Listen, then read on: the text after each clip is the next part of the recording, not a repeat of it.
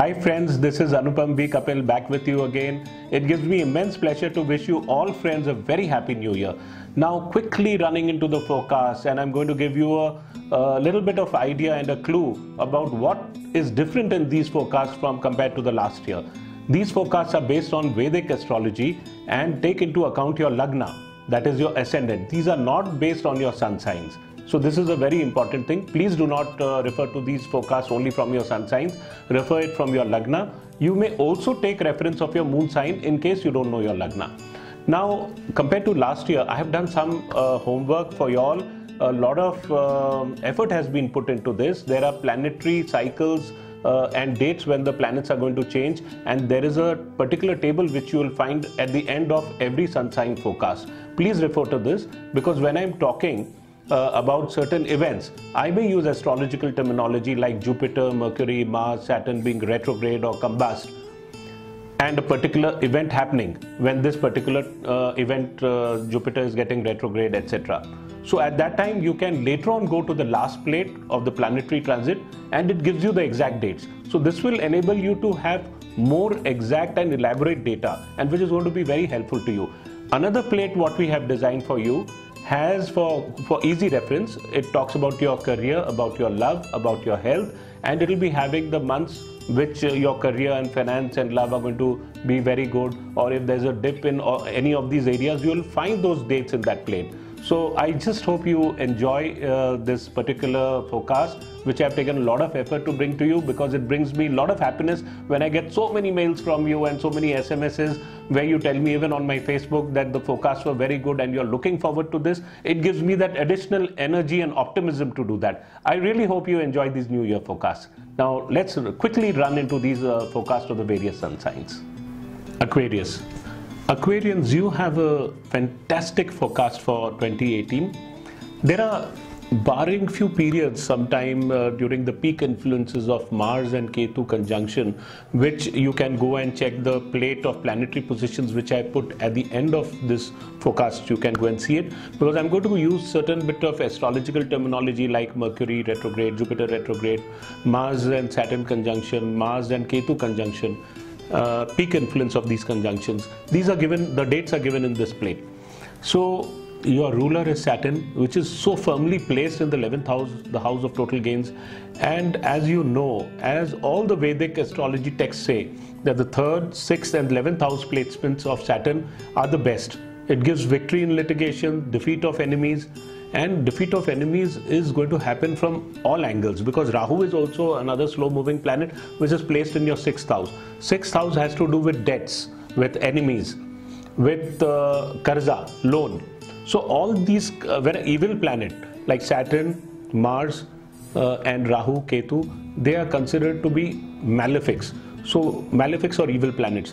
And 6th, 8th and 12th house are also considered malefic houses. So if a malefic planet sits in a malefic house, there are two negatives taking place, and two negatives, when they take place, it is destroyed and a positive activity takes place. So when Rahu is in the 6th, you take it from me, there will be competition, there will be such situations, there will be enemies, but you're going to simply decimate them. So it's a remarkable period, I say, for all of you air signs, like the other signs being Gemini, air signs being Gemini, Libra and yourself. A year of fulfillment, happiness, and there'll be sudden gains. If at all there's to be some transfer in your vocation or whatever, it's going to be favorable for you.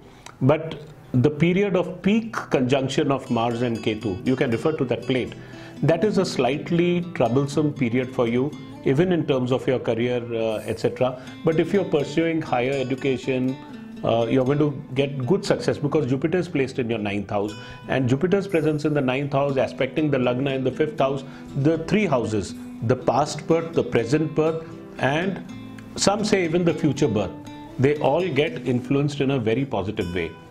So now we see that the Mars Ketu conjunction is going to create problems for you in your work between July to September.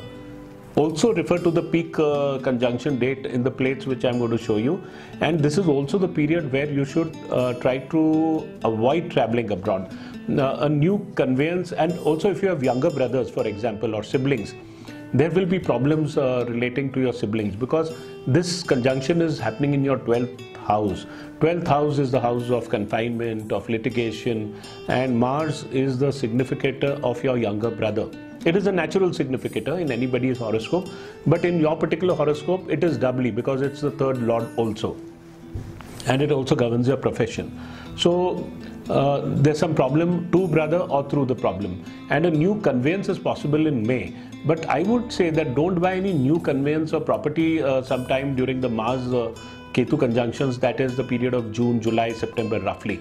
And as far as your career is concerned, career, love, and also your health, I would say that career this year is going to get on to a really flying start, and the period especially between January to March is very good on the business front, etc. You're going to have a very good image. You should capitalize on this good image and all, and professional elevation is also likely between the period of November and December.